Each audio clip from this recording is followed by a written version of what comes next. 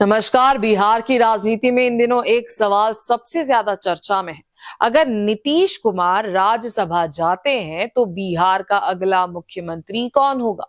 मुख्यमंत्री नीतीश कुमार के राज्यसभा के लिए नामांकन दाखिल करने के बाद ये सवाल अब और ज्यादा तेज हो गया है। राजनीतिक गलियारों से लेकर आम जनता तक हर कोई यही जानना चाहता है कि बिहार की कमान आखिर किसे मिलेगी।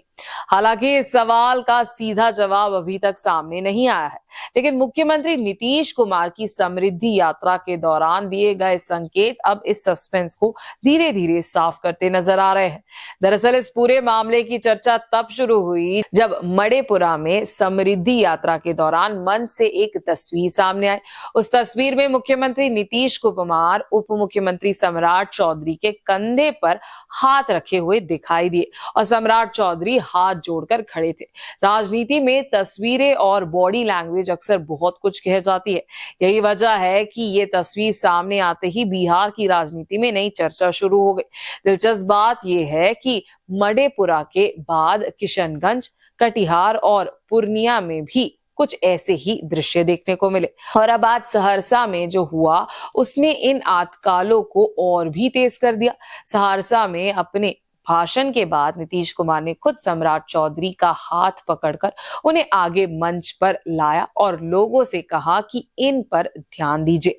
हालांकि मुख्यमंत्री ने सीधे तौर पर ये नहीं कहा कि बिहार का अगला मुख्यमंत्री कौन होगा, लेकिन जिस तरह से उन्होंने सम्राट चौधरी को आगे बढ़ाया उसने कई तरह के राजनीतिक संकेत जरूर दे दिए।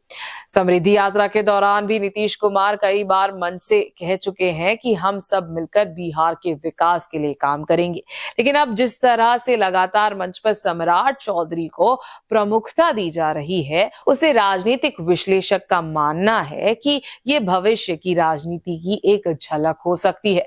आपको बता दें कि सम्राट चौधरी भारतीय जनता पार्टी के बड़े नेताओं में गिने जाते हैं और मुख्यमंत्री नीतीश कुमार भी कई मौकों पर उनके काम की सार्वजनिक रूप से तारीफ कर चुके हैं।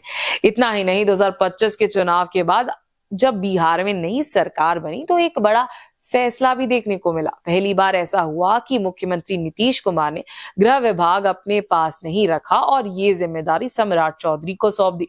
उस वक्त भी इस फैसले को काफी अहम माना गया था। अब समृद्धि यात्रा के दौरान सामने आ रही तस्वीरें और मंच पर दिख रही बॉडी लैंग्वेज बिहार की राजनीति में नए समीकरणों की ओर इशारा कर रही है।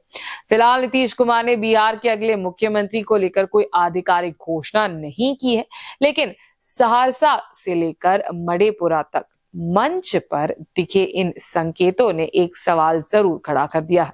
क्या सम्राट चौधरी ही होंगे बिहार के अगले मुख्यमंत्री? ये सवाल अभी खुला है, लेकिन बिहार की राजनीति में इसकी चर्चा अब लगातार तेज होती जा रही है।